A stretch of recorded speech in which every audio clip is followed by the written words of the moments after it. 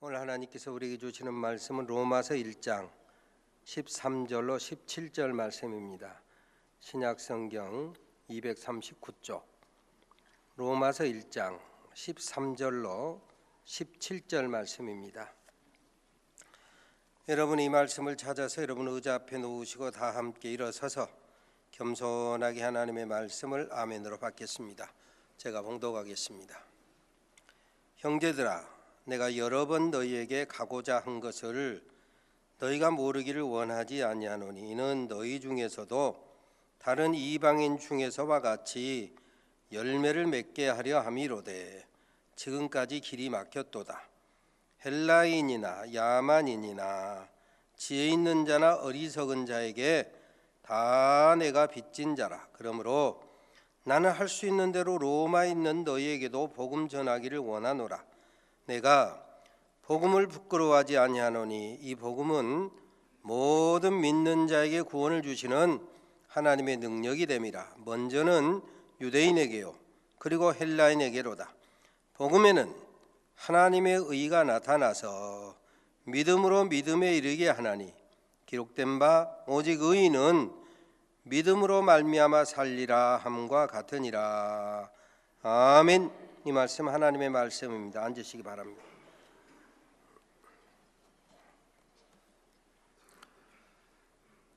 탁친이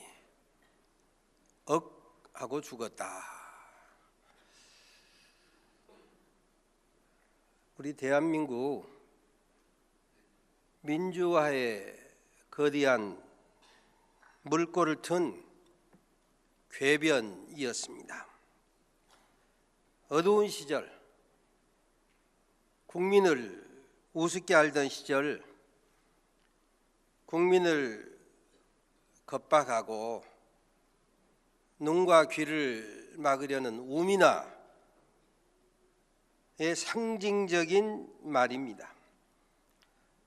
온 세계 사람들은 대한민국의 민주화를 경이롭게 보는데 그 경이롭게 보는 상징적인 사건을 압축하는 말이기도 합니다. 경찰 총수가 대국민 담화를 하면서 탁친이 억하고 죽었어요. 믿어주세요. 참 어처구니 없는 말이기도 합니다. 피 끓는 청년 서울대생 21살짜리 박종철 군이 경찰에서 조사를 받다가 조사하던 경찰관이 치니까 하고 심장을 부여안고 죽었다라고 하는 것입니다. 현대사를 살아온 사람으로서 엊그제 일처럼 그냥 선명하게 기억되는 그런 일입니다. 1987, 1987이라고 하는 영화를 보고 나니까 새삼스레 우리나라 민주화에 우리 민족의 여러 가지 참 오늘 있기까지 정말 많은 사람들에게 빚을 졌구나. 박종철, 이한열, 그리고 어떤 일이 있더라도 부검을 명한 검사, 부검을 정직하게 실시한 의사, 양심 고백한 수사관, 목숨을 건 교도관, 그리고 진실을 보도하고자 여러 가지 핍박을 감내한 언론인들을 통해서 6월 항쟁이 일어나고 마침내 6.29 그리고 민주화의 새 시대가 열렸던 것입니다. 사실 1980년 광주 민주화 항쟁이 일어난 다음에 교직에 있다가 신학대학원에 입학해서 5월 18일이 되면은 광주 출신 신학대학원 학생 몇 명이 모여서 빈 강의실에서 5.18 기념 예배를 드리는데 찬송가도 크게 못 불렀습니다. 사실. 조용하게 찬송가를 부르고 성경 읽고 통성기도도 혹시라도 교실 밖으로 새 나가서 끈앞풀이 와서 또 연행에 갈까 봐 조심스럽게 기도를 올리며 살았던 세월이 있었습니다. 아무튼 우리는 오늘 대한민국 민주화의 많은 사람들에게 사랑의 빚을, 희생의 빚을 졌습니다. 어찌 그들뿐이겠습니까? 보릿고개를 겨우 넘던 시절 일자리가 없어서 독일의 광부로 파송돼서 지하 수백 미터 지하에서 땀을 흘리며 목숨을 건 파독 광부들, 요즘 말하면 3D에 해당되는 독일의 간호사들이 안 하는 일을 온갖 힘든 일 말하지 않고 근면성실하게 간호사 일을 감당한 파독 간호사들, 열사의 나라 사우디나 이란이나 이라크에서 목숨 걸고 땀 흘려 일한 근로자들, 잘잘못, 잘한 전쟁이냐 못한 전쟁이냐 판단을 넘어서 월남전에 참전하여 목숨을 바친 파월 장병들, 부상당한 장병들, 일제압박으로 강제징용, 끌려가서 목숨을 걸고 불구자가 되고 죽어간 그런 사람들의 핏값으로 대일 청구권 자금을 받아가지고 나름대로 근대화를 이뤘는데, 이 조상들의 핏값, 국내에서나 혹은 만주에서 연해주에서 나그네로 떠돌며 독립운동하던 선조들에게 오늘 살고 있는 우리는 빚진 사람들의 임에 분명합니다. 오늘 세계에서 여러 가지 면에서 10위권에 들어서는 대한민국이 있기까지 수고한 많은 사람들에게 오늘 이 시대를 살고 있는 저와 여러분은 빚진 사람들이더라, 이것입니다. 저희 손녀가 이제 딱 10달 됐는데요, 10달 된 손녀가 자라는 모습을 아들 내외가 가끔 사진을 찍어가지고 카톡으로 보내온 것을 보면서, 혹은 동영상을 보면서, 뭐 아이들 기를 때 다 경험한 일입니다만 새삼스레 이 아이가 이만큼 자라기까지 엄마 아빠 부모의 수고가 참 많다.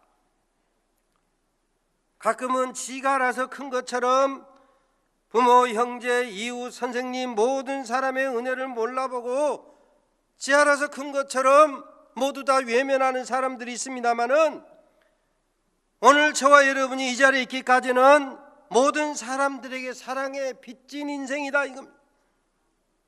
어린이집에 가서, 유치원에 가서, 학교에 가서 선생님들의 수고가 있었고요, 우리가 때로 병들면 의사, 간호사, 약사, 의료진의 수고가 있었고요, 오늘 우리가 먹고 마시고 자고 즐기고 살아가는 모든 과정에서 우리를 위해서 수고한 엄청난 손길들이 있다, 이겁니다. 앞뒤 좌우 살짝만 돌아봐도 우리 모두 빚진 인생이다, 이겁니다. 그러니 마땅히 빚을 갚으며 살아야 한다, 이것입니다. 성경에 보면 모든 것이 하나님의 은혜로다. 한번 따라서 합니다. 모든 것이 하나님의 은혜로다. 모든 것이 하나님의 은혜로다. 은혜를 헛되이 받지 말라. 은혜를 헛되이 받지 말라. 아멘. 모든 것이 하나님의 은혜임에도 불구하고 은혜를 은혜로 알지 못하면, 은혜를 헛되이 받으면 요한계시록에 보면 촛대를 옮긴다 그랬습니다. 은혜를 헛되게 받으면 삶의 주도권을 하나님께서 그냥 뺏어가 버린다, 경고하는 거. 세상에서도 은혜를 헛되이 받으면 흔히 하는 말로 배은망덕하다, 좀 적절치 않은 말입니다마는 강단에서 쓰기는 적절치 않는데, 세상에서도 은혜를 헛되이 받으면 뭐라고 하냐면 후레자식이라고 그래. 후레자식, 근본이 없는 사람이다, 이거. 상종하지 못할 사람이다, 이거. 내팽개치는 거예요. 외면하는 거예요. 오늘 본문에 보면 그런데 세상에서 주고받은 빚의 개념을 넘어서는 차원이 다른 빚 개념을 말하는 거예요.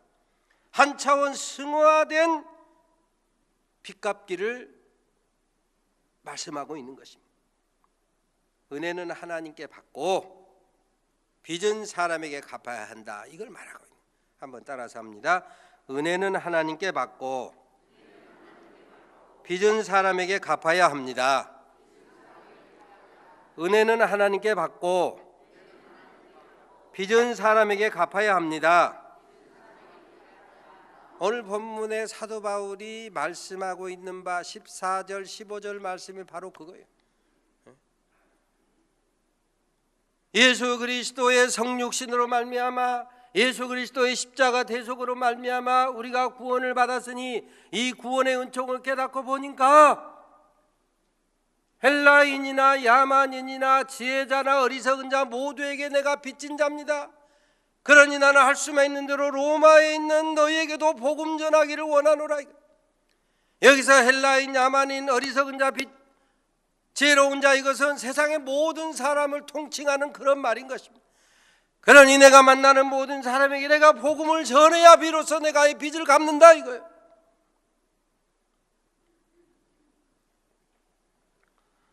복음으로 구원을 받고 바로 그 구원의 축복을 헬라인에게, 야만인에게, 지혜 있는 자에게, 어리석은 자에게 내가 다 갚아야 한다 이겁니다. 그래서 오늘 본문의 사도 바울은 그래서 나는 헬라 사람 혹은 야만인 혹은 지혜자 혹은 어리석은 자에게 내가 빚을 갚으며 살겠습니다. 하나님으로부터 예수 그리스도로 말미암은 구속의 은총을 받았으니 이 구원의 은총을 내가 만나는 모든 사람에게 전하며 실천하며 살겠습니다. 이거. 그러면 이 세상에서 가장 큰 은혜가 무엇입니까? 최고의 사랑이 무엇입니까? 로마서 5장 8절에 보면 가끔 여러분들에게 암송하게 한 말씀인데, 우리가 아직 죄인 되었을 때에 그리스도께서 우리를 위하여 죽으심으로 하나님께서 우리에게 대한 자기의 사랑을 확증하셨느니라. 근데 우리는 우리라고 하면 되게 책임을 그냥 물타기 하기가 쉬워요. 초점이 조금 흐려지는 그런 경향이 있어요. 공동 책임은 무책임, 공동 은혜는 무은혜, 이런 생각을 갖기 쉬워요. 그래서 우리라고 하는 말 대신에 자기 이름을 늘 넣어봐라. 나 전중식이 아직 죄인 되었을 때에 그리스도께서 나 전중식을 위하여 죽으심으로 하나님께서 나 전중식에 대한 하나님의 사랑을 확증하셨느니라. 그렇습니다. 우리가 아직 죄인 되었을 때에 여전히 우리가 죄 가운데 살고 있음에도 불구하고 예수님께서 성육신하셔서 예수님께서 십자가에서 저와 여러분의 죄값을 치르심으로, 저와 여러분이 죽어야 될 자리 대신 죽으심으로 저와 여러분에 대한 하나님의 사랑을 확증하셨다. 이것이 최고의 사랑이다 이거예요. 그렇습니다. 우리 주님 예수께서 우리 죄를 대속하기 위해서 성육신하신 그 일에 대해서 성경은 요한복음 1장에 보면 말씀이 육신이 되어 우리 가운데 거하시며 우리가 그 영광을 보니 아버지의 독생자의 영광이요 은혜와 진리가 충만하더라. 여러분, 사랑이 무엇입니까? 요한일서 4장 10절에 보면 사랑은 여기 있으니 우리가 하나님을 사랑한 것이 아니요 오직 하나님이 우리를 사랑하사 화목제로 그 아들을 보내셨다. 하나님이 같이 우리를 독생자 예수를 화목제로 보내시기까지 우리를 사랑하셨은즉 우리도 서로 사랑하는 것이 마땅하도다. 바로 이 요한복음 1장과 요한일서 4장 10절의 말씀을 통해서 보면 최고의 은혜는 예수께서 이 땅에 오신 성육신 그리고 대속, 이게 최고의 은혜고 바로 이것이야말로 최고의 사랑이라고 말씀하고 있는 것입니다. 하나님이 같이 우리를 사랑하셨은즉 우리도 서로 사랑하는 것이 마땅하도다. 자, 이와 같이 우리가 이 사랑을 깨닫고 서로 사랑할 때 계속해서 말씀하는 걸 보면 하나님이 우리 안에 거하시고 하나님의 사랑이 우리 안에서 온전히 이루어지느니라, 완성된다 이거. 그러니 하나님을 경험하고 싶거든, 하나님의 선하심을 맛보아 알고 싶거든, 하나님의 능력을 경험하고 싶거든, 하나님의 축복을 누리고 살고 싶거든, 진실로 사랑하라. 아이고 하나님, 도대체 아무개에게는 어떤 음성도 들려주시고 어떤 환상도 들려주시고 때로는 큰 손으로 병도 고쳐주시고 물질의 축복도 주신다고 하더니 왜 내게는 그런 은혜 그런 축복 맛보아 알지 못하게 전혀 경험하지 못하게 하십니까? 진실로 사랑해봐라. 하나님을 진실로 사랑하고 예수님을 진실로 사랑하고 주의 몸된 교회를 진실로 사랑하고 그리고 주의 몸된 교회의 지체들 성도들을 진심으로 사랑하라 이거예요. 그럴 때 하나님이 우리 안에 거하시고 하나님의 사랑이 우리 안에서 온전히 이루어진다 이거.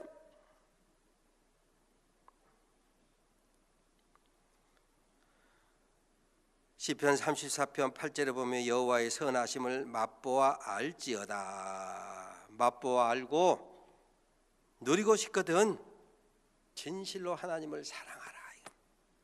진실로 구원의 주님 대속의 주님 예수님을 사랑하라. 진실로 주의 몸된 교회를 진실로 사랑해봐라 이거예요. 주의 몸된 교회의 지체들 성도를 주의 사랑으로 진실로 사랑해보라 이거예요. 로마서 13장 8절에 보면 피차 사랑의 빛 외에는 아무에게든지 아무 빛도 지지 말라.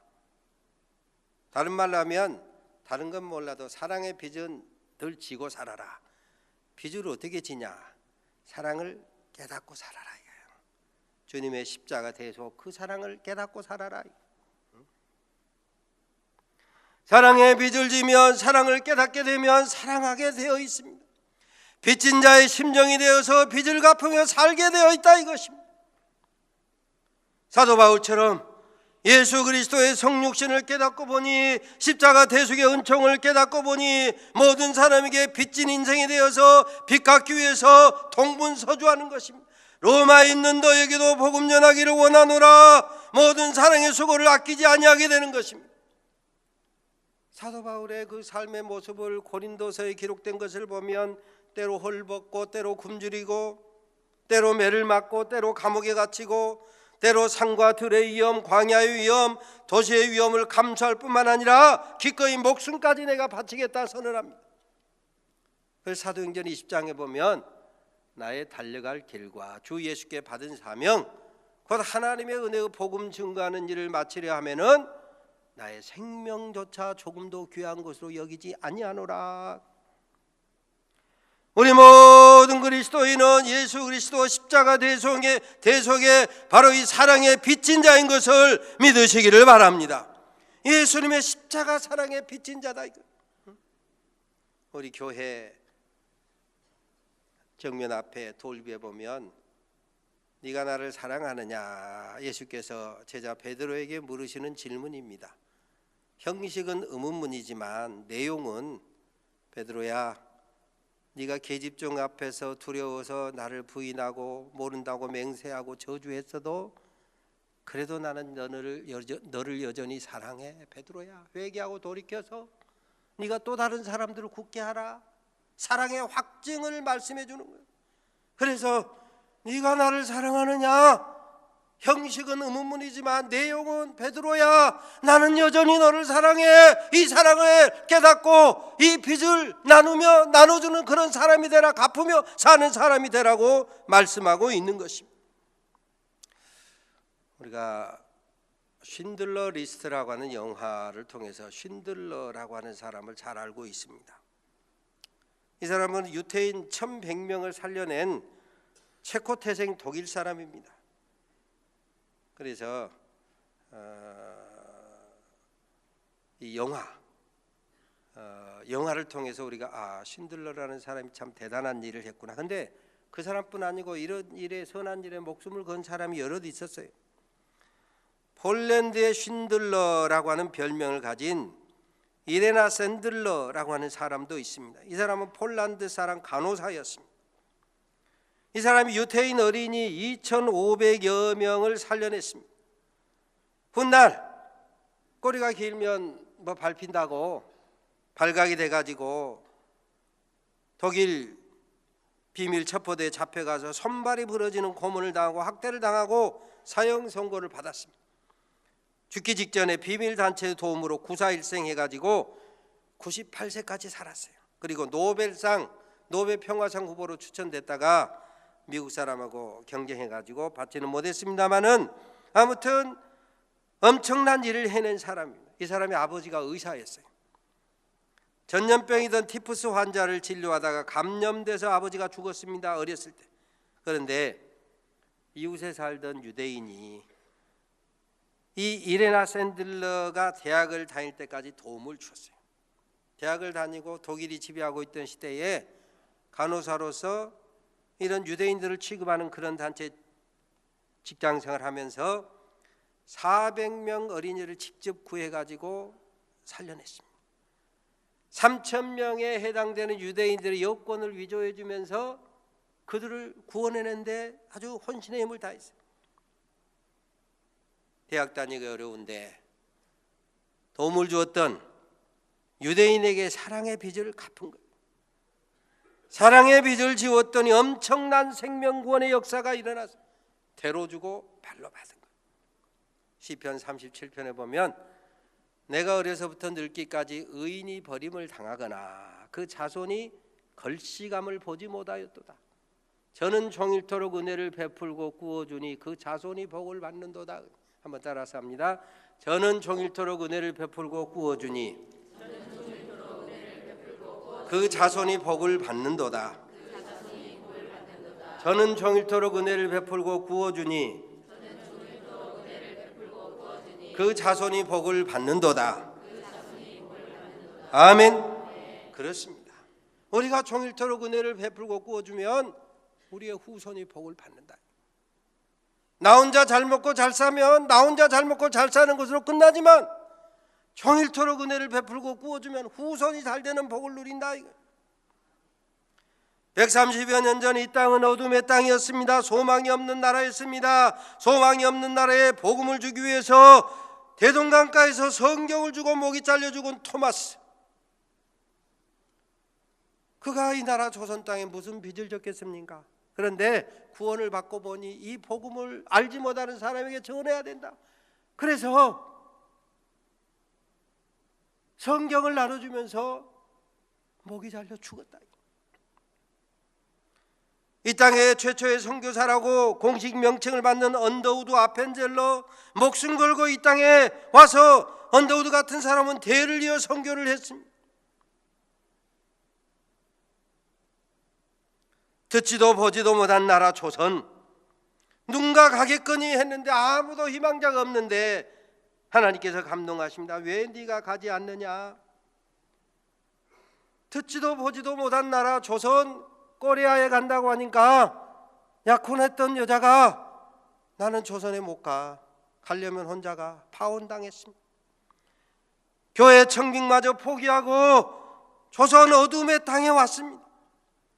동생이 선교하게 되니까 언더우드를 읽어보면 미국 땅에서 사업하던 형이 사업하면서 모금을 해가지고 5만 불 선교금을 모금해서 동생에게 보냈습니다.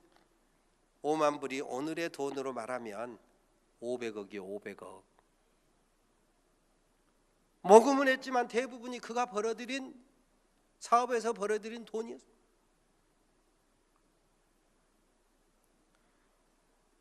언더우드가 더불어 세웠던 소위 세브란스, 요즘은 연세대학교하고 연희전문학교하고 세브란스가 합쳐서 연세대학교가 됐는데 그제 불이 나가지고 다행히 잘 껐는데, 이 세브란스 병원을 짓게 되는데도 세브란스 가문에서 그 당시에 7만 불, 요즘 돈으로 하면 700억을 희생했다. 그 사람들이 와보지도 않았던 조선 땅에 무슨 빚을 졌겠습니까? 예수님의 십자가 대속의 은혜로 구원을 받고 보니 이 구원의 복음을 듣지 못한 자에게 내가 빚진 자라고 하는 사도 바울의 심정을 그들이 갖게 된 거예요.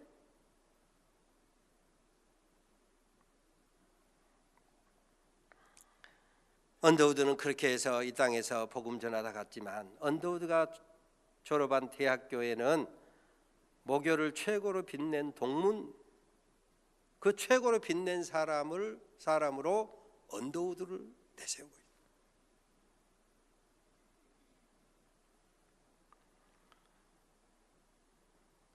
이 땅에 왔던 대부분의 선교사들, 지금 또 여기저기 어둠의 땅에 선교사로 나가는 사람들은 예수님의 십자가 대속의 은총을 받고 나서 낯선 땅 낯선 나라 선교하는 일에 대해서 사랑의 빚을 갚는다 생각하고 왔습니다. 우리 전주에 세워진 예수병원, 최초의 의사 선교사 인골드 예수병원에, 그리고 와서 대표적으로 또 수고했던 설대의 원장 같은 사람들, 그분들의 그 책이나 글 자료를 읽어보면 빚 갚으러 왔습니다. 언제 조선 땅에, 언제 한국 땅에 그들이 빚을 졌겠습니까? 예수 십자가 대속의 은혜로 구원을 받고 보니 복음을 알지 못해서 혹은 의료의 혜택을 잘 받지 못해서 죽어가는 사람들에게 내가 배운 의료의 기술로 저들을 살려내야 되겠다, 이것은 빚을 갚는 심정으로 왔다 이거. 테너로 유명한 조영갑도 목사님의 사랑에 힘입어서 유학 공부를 잘 마치고 우뚝 선 다음에 사랑의 빚을 갚기 위해서 조영갑 성악스쿨을 운영하고 있습니다. 어찌 그들뿐이겠습니까? 우리 모두 다 예수님의 성육신으로 말미암아 예수님의 십자가 대속의 은총으로 구원받은 소위 최고의 은혜, 최고의 사랑에 빚진 사람들이. 고린도후서 5장 14절에 보면 그리스도의 사랑이 우리를 강권하시는도다. 이 사랑의 빚을 깨닫게 되면 내가 내 의지, 내 마음, 내 뜻대로 살지 아니하고 주님의 사랑에 이끌림 받은 그런 삶을 살 수 있다. 주님께 받은 이 사랑의 빚을 안고 정국문 앞에서 주님 대면할 때에 주님의 십자가의 사랑, 그 사랑의 빚을 이렇게 남겼습니다. 이렇게 열매를 맺었습니다. 대답할 말 준비하며 살아가시는 우리 산돌의 가족 모두가 되시기를 주의 이름으로 축원합니다. 하나님 감사합니다. 은혜는 하나님께 받고 예수 십자가 대속의 은혜로 구원을 받고 헬라인이나 야만인이나 지혜 있는 자나 어리석은 자에게 다 내가 빚진 자라, 빚진 자의 심정으로 살았던 사도 바울의 심정으로 우리도 복음을 알지 못해 듣지 못해 멸망해가는 사람들에게 구원의 복음을 증거하며 실천하며 빚을 갚으며 살아가는 우리 모든 성도들 되게 하여 주시옵소서. 예수님의 이름으로 기도 올리옵나이다. 아멘.